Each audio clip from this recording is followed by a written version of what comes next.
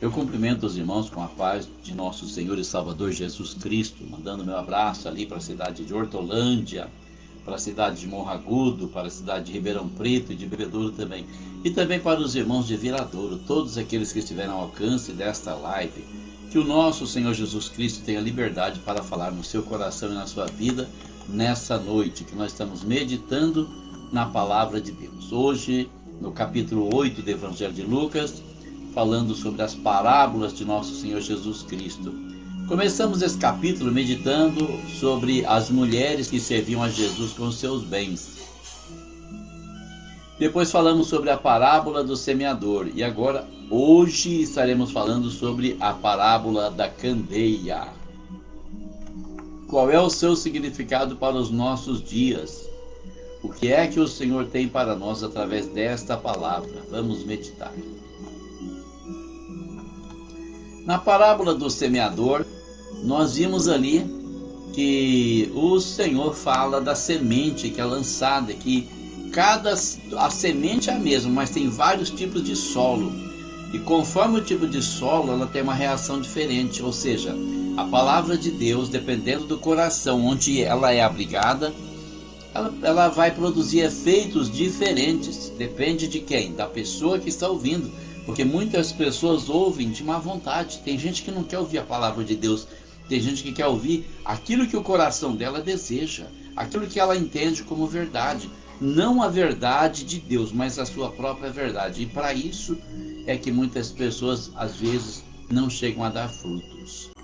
Nesse ponto ele entra na parábola da candeia. Ninguém acendendo uma candeia a cobre com algum vaso ou a põe debaixo da cama, mas põe-na no velador para que os que entram vejam a luz. Porque não há coisa oculta que não haja de manifestar-se, nem escondida que não haja de saber-se e vir à luz. Vede, pois, como ouvis, porque a qualquer que tiver lhe será dado, e a qualquer que não tiver, até o que parece ter lhe será tirado. O que é que ele está dizendo aqui? Primeiramente, a candeia. A candeia pode ser considerada como uma lamparina. Muitas pessoas dessa época agora não sabem o que é uma lamparina. Eu fui criado no sítio, num lugar que não tinha energia elétrica. Então tinha aquela coisa, era como um bule que eles pegavam, colocavam um cartucho de pano e ali eles colocavam fogo. Dentro tinha querosene. Então a querosene subia pelo pano e ficava umedecido, punha fogo em cima e aquilo clareava a casa. Clareava muito fraco, uma luz muito apagada, mas não ficava na escuridão. E tinha um lugar de colocar, que ele chama de velador, era aquele suporte onde você colocava a lamparina, que no caso aqui seria a candeia, né? A candeia então seria a lamparina que ficava ali em cima. Então ele diz, olha, quem acende uma candeia, não cobre ela com vaso, nem põe ela debaixo da cama, não esconde ela. Põe ela no suporte para que as pessoas que entram possam ver a luz, possam ter luz. E é disso que ele está falando, porque nós somos a luz desse mundo, não podemos ficar ocultos. Imagina você quando tem um testemunho para dar e você se esconde, você se cala, você não reage, você não faz nada. Quantas vezes nós temos a oportunidade de falar das coisas de Deus e não falamos?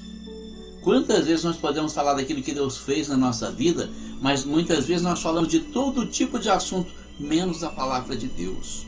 Estamos como uma lamparina num lugar escondido. A luz não aparece. Então nós precisamos ter consciência de que o mundo vive em trevas, vive na escuridão, precisa de luz. Jesus disse que nós somos a luz do mundo. Nós somos a luz do mundo. Nós somos o exemplo de justiça no meio de uma geração corrompida e perversa. E nós precisamos brilhar como astros no mundo. Nós precisamos deixar transparecer a nossa luz, tanto nas boas obras, nas obras de santidade, como na palavra de testemunho. Lembrar-se de que nós não somos daqui, nós somos passageiros, nós somos peregrinos e nós estamos caminhando para a pátria celestial. E nós precisamos chegar nessa pátria. Mas como nós somos de outra pátria e não somos aqui, somos apenas estrangeiros nesse mundo, precisamos dizer para as pessoas que nós estamos caminhando para o nosso lar, que é o paraíso de nosso Senhor Jesus Cristo. Precisamos viver essa realidade. Jesus disse, do que está cheio o coração, disso fala a boca. Então quando a pessoa fala muito em tantas coisas desse mundo, mas não fala das coisas de Deus, fica a impressão que a pessoa não tem as coisas de Deus no coração. Está cheio de cuidados dessa vida, está cheio de sonhos bizarros, está cheio de coisas supérfluas que nós não vamos levar para outra vida, porque ainda que nós ajuntemos muitos tesouros, muitas coisas preciosas nessa vida, vai ficar tudo aqui. Você veio sem nada para esse mundo, você vai voltar sem nada. Muitas vezes você se rala, você se mata para conquistar alguma coisa que você vai deixar, que você não vai levar nada. Então nós precisamos começar a ter consciência disso, que nós temos que falar daquilo que é real na nossa vida. E o que é real não é o que nós vemos, o que nós vemos é aparente, é coisa de aparência que passa, que acaba. O que nós temos para falar é aquilo que está no nosso coração, é da vida eterna que nós vamos viver com o nosso Senhor. Um dia desses eu tinha 15 anos, depois tinha 25, depois eu tinha 50, hoje eu tenho 65 e começamos o ano agora há pouco pensando, meu Deus, mais um ano e nós temos que enfrentar nossos alunos, nossos jovens, adolescentes, e já se foi metade do ano embora. Nós estamos finalizando o primeiro semestre, já pensando nas férias de julho e planejando as férias de fim de ano e planejando talvez o ano que vem, talvez uma possível aposentadoria, não sei quando, Deus sabe. Deus sabe de tudo, né, irmãos? Mas nós temos que ter o nosso coração voltado para as coisas de Deus. É por isso que nós precisamos falar do reino que não pode ser abalado, que é o reino de nosso Deus. É para onde nós estamos caminhando. Se nós somos luz, não podemos ficar escondidos. Não podemos esconder essa verdade das pessoas, que muitas vezes falta para alguém uma palavra de orientação, uma palavra de temor, uma palavra de salvação. O mundo está perdido, coberto nas trevas do pecado, e nós precisamos levar a palavra de Deus para essas pessoas. E quantas vezes a pessoa fala de alguma coisa, nos dá a oportunidade de evangelizar e nos calamos. Há 2 semanas atrás, se não me falha a memória, estava na Câmara Municipal de Viradouro, postei as fotos aqui no Facebook, recebendo uma homenagem, o título de cidadão viradourense, uma medalha de mérito cultural. E cada pessoa das 4 que estavam lá, incluindo eu, tinha oportunidade de usar a tribuna. E quando eu subi na tribuna, eu não podia falar de outra coisa, irmão. Eu tinha que falar daquilo que o Senhor Jesus fez na minha vida. Ainda que para pessoas incrédulas e principalmente para elas, que são as que mais precisam ouvir. Muitas vezes são pessoas religiosas, mas que não conhecem o Salvador Jesus e precisam saber a transformação que Ele fez na minha vida, porque eu era roceiro, uma noite gelada como essa, eu estava lá no meio da roça, perdido, confuso, ninguém dava nada por mim, nem meus encarregados me davam oportunidade de fazer um teste com um caminhão para ser motorista, sair da roça. Não, você vai morrer no Cabo Seco, disseram para mim. Eu fiquei ali por 3 anos e meio, e aí o Senhor entrou na minha vida. Eu abri meu coração para Jesus, falei, Senhor, toma conta da minha vida, eu entrego minha vida nas tuas mãos. E Ele assumiu, porque Ele assume, irmão. Se você entregar a sua vida nas mãos dEle, Ele assume, Ele vai fazer uma obra tão grande que muita gente não vai nem acreditar. Então Ele me tirou dali, me levou para o caminhão, fui caminhoneiro, trabalhei com caminhão, com carro leve, com ônibus. E depois Ele disse, agora eu vou te fazer subir um degrau a mais. Isso foi no ano de 94, estava trabalhando numa empresa de ônibus. Passou um pastor da Assembleia de Deus na Igreja Batista de Viradouro. Eu estava num horário de turno, passei lá. O coração angustiado, sofrendo perseguição ministerial. Sofri muita. Não me canso de dizer isso. Sofri porque Paulo diz que todo aquele que quiser servir o Senhor piamente há de padecer perseguições. Eu fui perseguido e eu passei por lá para ver se encontrava uma palavra de consolo, e Deus, aquele irmão começou a orar, aquele pastor, e Deus usou ele e disse para mim, vou te fazer subir um degrau a mais. Eu pensei, como assim? Como um degrau a mais? Ainda comentei no outro dia com pessoas da Igreja Batista que trabalhavam comigo, e um deles disse assim, você vai virar o nosso chefe então. Eu falei, não, eu acredito que não pode ser tão pouco. O que Deus tem para mim, o que Ele tem falado ao longo dos anos, e agora essa revelação não pode ser tampouco que não era, irmão. Porque no próximo ano eu estaria ingressando no ramo da informática sem sonhar como. Nunca fiz curso de computação. Nenhum, nunca fiz um curso de computação. E fui professor de computação por mais de 12 anos, porque o Senhor abriu a minha mente, plantou a informática aqui na minha mente e eu pude ensinar para os outros. Ensinei professores da rede municipal, funcionários da prefeitura, crianças, adultos. Foi Ele que me ensinou. Ele fez isso na minha vida.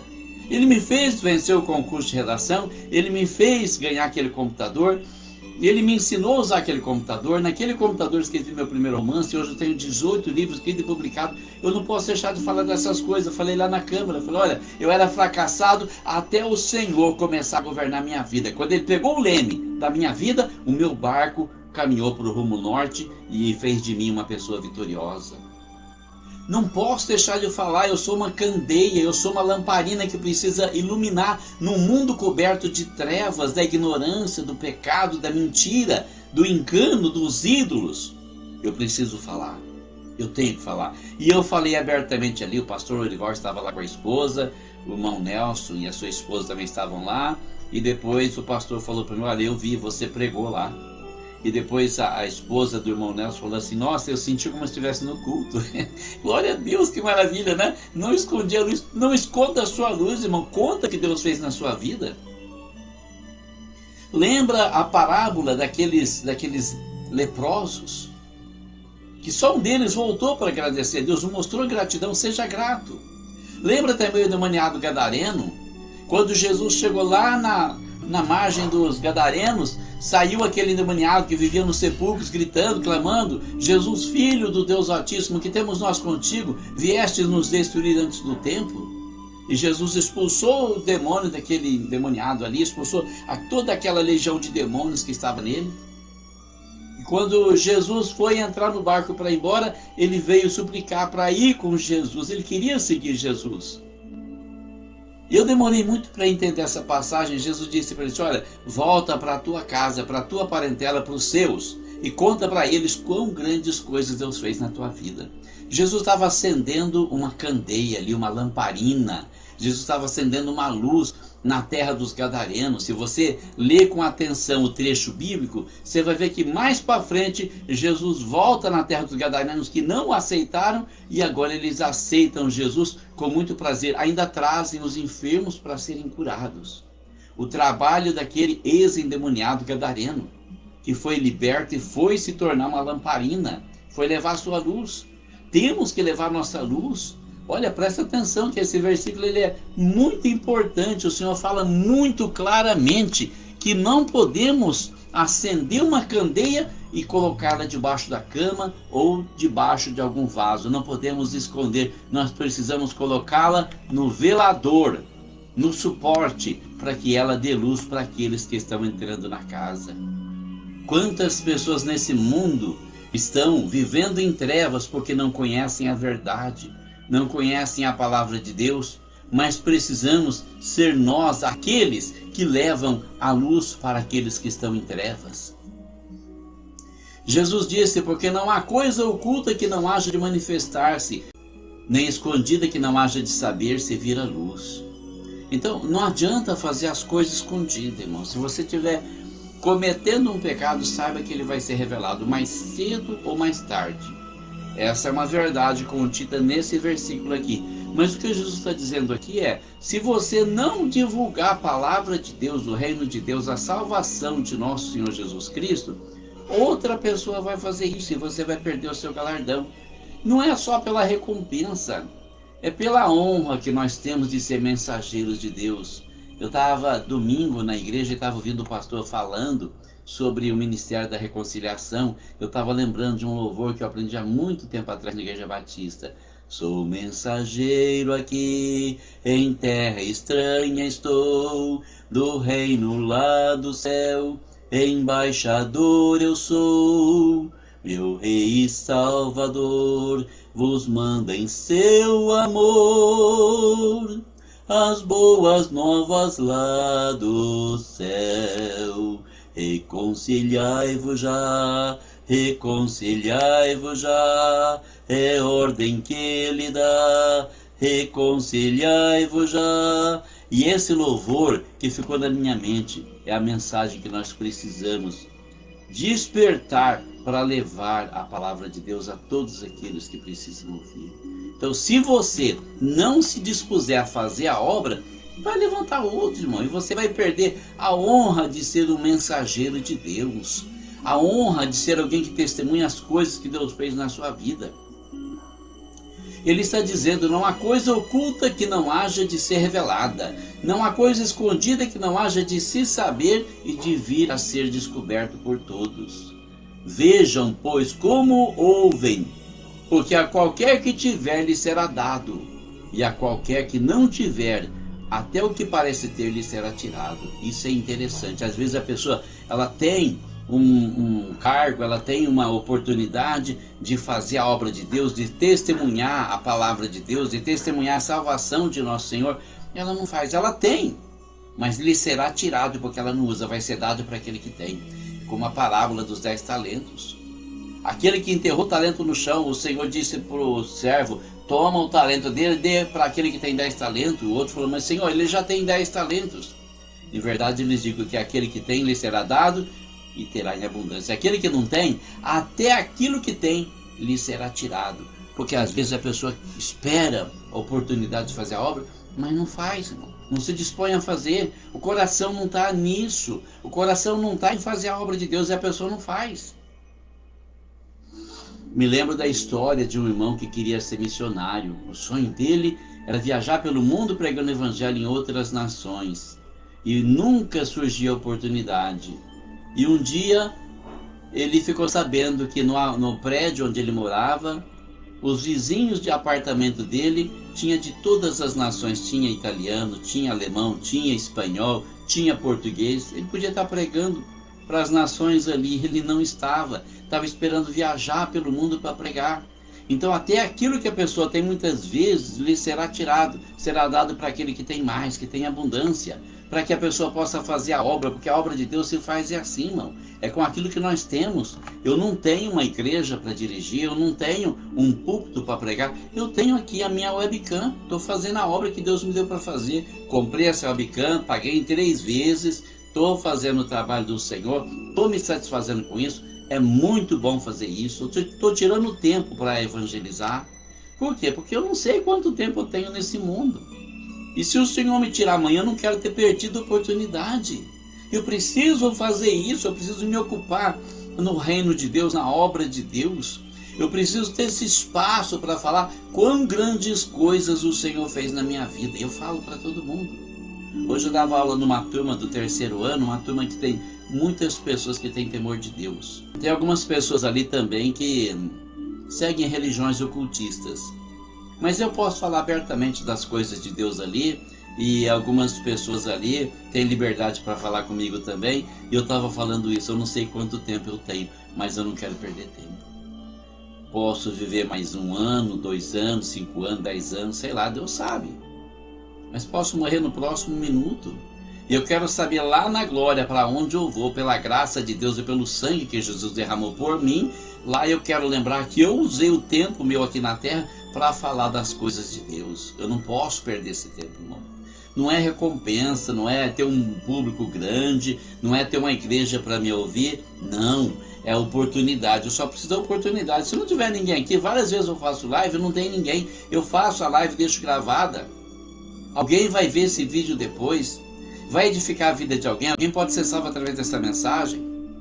Eu não posso perder a oportunidade de fazer a obra de Deus. Então, olha só. Aí vem o seguinte, né? Foi a família de Jesus, porque Jesus tinha a mãe e os irmãos. O pai adotivo, José, já era morto nessa ocasião, mas ele tinha a mãe e os irmãos. E o versículo 19 diz assim: e foram ter com ele sua mãe e seus irmãos, e não podiam aproximar-se dele por causa da multidão. E foi-lhe dito: estão lá fora tua mãe e teus irmãos que querem ver-te. Mas respondendo ele, disse-lhes: minha mãe e meus irmãos são aqueles que ouvem a palavra de Deus e a executam. É a mesma mensagem que é dita de uma outra maneira para dizer que a obra de Deus é mais importante do que qualquer outra coisa que nós possamos ter ou pensar. Nós precisamos pensar nisso, irmão. Jesus está dizendo aqui, ó, quem é minha mãe, quem são meus irmãos? São aqueles que ouvem a palavra de Deus e a executam. A minha família. Eu te pergunto, quem é a família de Jesus? Porque quando a mãe e os irmãos vão procurar ele, vão falar com ele, ele está lá numa casa pregando, está cheio de gente, tem uma multidão ali em volta, e eles não conseguem nem chegar perto. E alguém vai falar para ele, ó, sua mãe e seus irmãos estão lá fora, eles querem falar com você, eles estão querendo te ver. Então ele está dizendo aqui, ó, que minha mãe e meus irmãos, minha família, são aqueles que ouvem a palavra de Deus e a executam. E aí eu pergunto para você, você é a família de Jesus? Você está ouvindo a palavra de Deus? Você está executando a palavra de Deus? Ah, mas ninguém pode fazer tudo certinho. Não, não pode. Nós somos imperfeitos, somos falhos. Mas na medida do possível, nós temos que nos esforçar para fazer as coisas certas. E o primeiro desses movimentos qual que é? A oração. Se você dedica tempo à oração, seja o tempo mínimo que você tem, que você dedique à oração, vai fazer uma grande diferença na sua vida. O outro é falar da palavra de Deus. Você não pode deixar de falar. Se você tem vergonha de falar da palavra de Deus, é porque você se envergonha de Deus. Você não acredita realmente. Se você acredita, você fala. Como é que eu vou deixar de falar do céu, do paraíso, quando as pessoas perguntam para mim sobre meus objetivos na vida? Eu falo, meu objetivo é ir para o céu. Eu quero ir para a glória logo. Eu não estou pedindo para morrer. Não. Né? Apesar que eu não vou morrer. Se o meu corpo tombar, meu espírito vai para junto do Senhor. Eu não vou morrer. Eu vou ser transportado para um lugar melhor. Mas o meu objetivo, não estou pedindo isso. Só que o meu objetivo é esse. Eu quero ir para o céu. Meu alvo é o céu. E muitas vezes quando eu falo isso, aí vem aquela pessoa que fala, não, mas você não pode pensar assim, porque é pecado. Não, pera um pouquinho. Pecado é afrontar a grandeza de Deus. Pecado é afrontar a glória de Deus. Pecado é deixar a palavra de Deus de lado. Mas quando eu estou ouvindo a palavra de Deus, deixando minha vida ser orientada pela palavra de Deus, eu não estou pecando, eu estou me aproximando de Deus. E Deus quer isso. Ele quer que eu me aproxime dele. Ele quer que eu busque ele em oração. Ele quer que eu seja fiel. Ele quer que eu viva aqui na terra como se eu já estivesse vivendo lá no céu.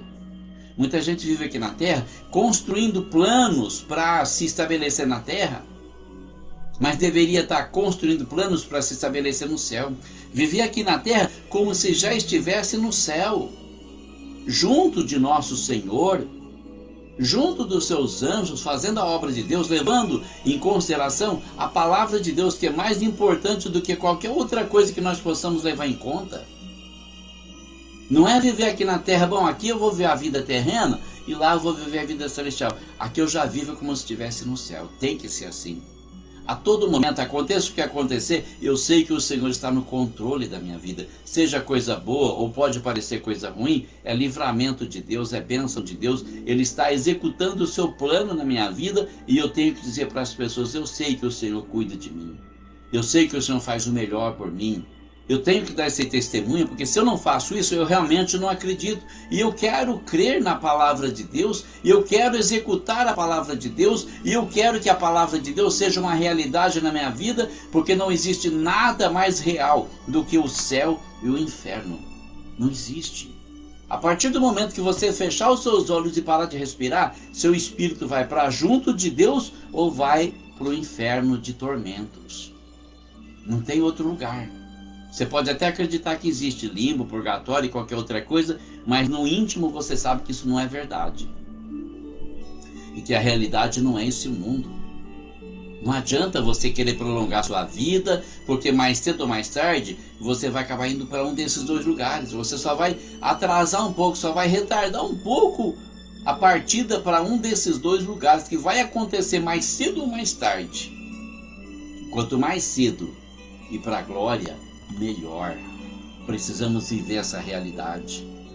Então, o que acontece depois? No versículo 22, Lucas diz assim: E aconteceu que num daqueles dias entrou num barco com seus discípulos e disse-lhes: Passemos para outra banda do lago. E partiram. E navegando eles, adormeceu, e sobreveio uma tempestade de vento no lago, e o barco enchia-se de água, estando eles em perigo. E chegando-se a ele, o despertaram, dizendo: Mestre, mestre, estamos perecendo. E ele, levantando-se, repreendeu o vento e a fúria da água, e cessaram, e fez-se bonança. E disse-lhes: onde está a vossa fé? E eles, temendo, maravilharam-se, dizendo uns aos outros: quem é este, que até os ventos e a água manda, e lhe obedecem? Olha aí. A prova daquilo que a pessoa realmente acredita, porque estão ali os discípulos, eles viram tantos milagres, eles viram Jesus fazer tantos milagres, tanta cura, expulsou tanto demônio. Na expulsão de um demônio, isso tem que abrir o olho espiritual de muita gente. Tem um ser perturbando aquela pessoa, e a gente expulsa aquele ser, sai, a pessoa volta ao normal. É uma prova do mundo invisível, do mundo espiritual. E mesmo após ver tantos milagres, coxos andando, cegos enxergando, surdos ouvindo, pessoas endemoniadas libertas, mortos ressuscitando, o que é que os discípulos fazem? Quando a tempestade começa a bater no barco, eles ficam com medo de morrer. Mestre, mestre, nós estamos morrendo, mestre, nos ajude. E eu acredito que Jesus estaria ali olhando para eles, dizendo assim: vocês estão achando que o mar vai engolir aquele que criou ele? Vocês estão achando que o vento vai derrubar aquele que dá ordens para ele? Enquanto ele se levanta, ele repreende o mar, ele repreende o vento, e a fúria da água se acalma e se faz uma grande bonança, sossega tudo. Porque a natureza sabe ouvir e obedecer a palavra de Deus, coisa que muita gente não sabe. Ouvir e obedecer a palavra de Deus. E aí ele pergunta: onde está a vossa fé? O que quer dizer isso? Vocês acreditam em quê? Vocês acreditam na minha palavra, vocês acreditam na circunstância? Porque a circunstância, irmão, tem hora que o vento sopra, tem hora que o vento ruge, tem hora que a gente escuta trovoada, a terra treme, e a gente pensa: meu Deus, eu vou morrer. Não, você não vai morrer. Você está nas mãos de Deus, você está na mão daquele que te criou, você está na mão daquele que tem o poder de controlar todas as coisas. Se ele está permitindo que aconteça alguma coisa, tenha certeza, é para o seu bem. Paulo disse: todas as coisas contribuem para o bem daqueles que amam a Deus. Você precisa ter fé. Ter fé é acreditar. Ter fé é saber que a palavra de Deus é verdade. Ter fé é saber que Jesus é real. Ele não é um mito, ele não é uma figura na história, ele é mais real do que eu e você. A palavra de Deus é real. Ter fé é acreditar. Muita gente já não acredita.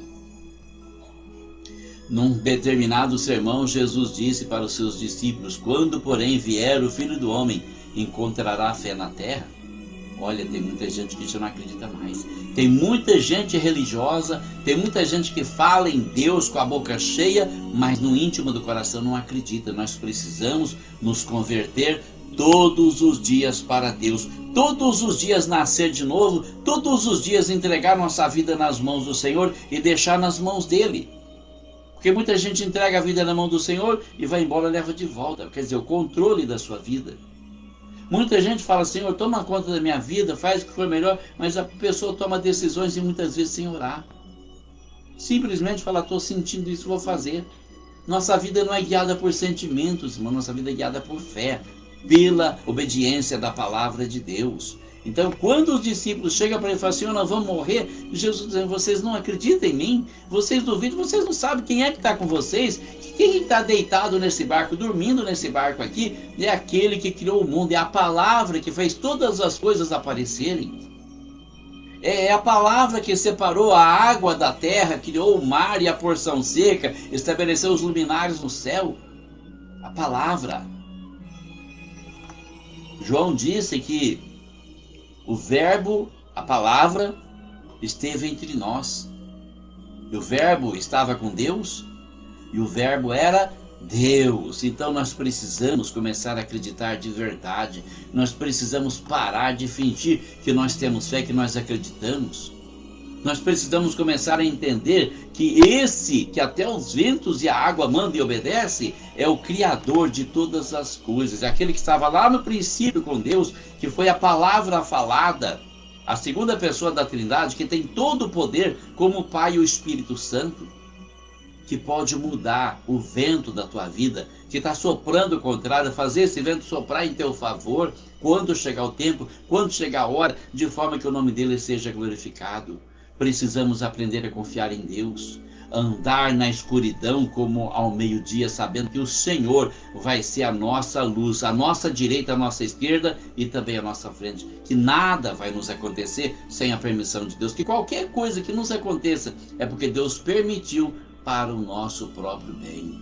Precisamos crer mais na palavra de Deus, precisamos ser aquela lamparina que está no alto dando luz para todo mundo, fazendo com que aqueles que estão nas trevas, eles possam enxergar a luz da verdade, a luz da salvação, e a nossa tempestade será acalmada, será apaziguada pela palavra de Deus que se chama Jesus.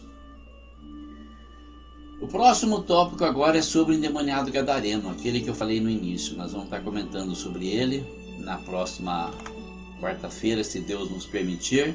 Peço oração por mim, pela minha saúde, que anda meio abalada. Não para Deus prolongar minha vida, para Ele me dar saúde nos dias que me restam sobre a terra. Eu quero apenas ser um instrumento de nosso Senhor. Peço oração também para o pastor Lorival Martins de Oliveira, da cidade de Morro Agudo, Igreja Assembleia de Deus, cidade de Morro Agudo, um grande homem de Deus. Precisa de um novo pâncreas, está com diabetes muito avançado, precisa de uma nova coluna também. O Senhor que criou o corpo do homem pode lhe dar novos órgãos. Orem pelo Brasil, nós estamos prestes a ver uma grande libertação, a ver a mão de Deus se estendendo sobre a nossa nação para nos trazer liberdade. E Deus vai nos dar vitória, tenho certeza. Se você confiar em Deus, se você clamar, eu estou clamando todos os dias, Deus vai nos dar vitória. Creia nisso e a nossa fé salvará a nossa nação das mãos dos criminosos. Deus abençoe você, Deus abençoe a sua família, Deus abençoe o Brasil, em nome de Jesus.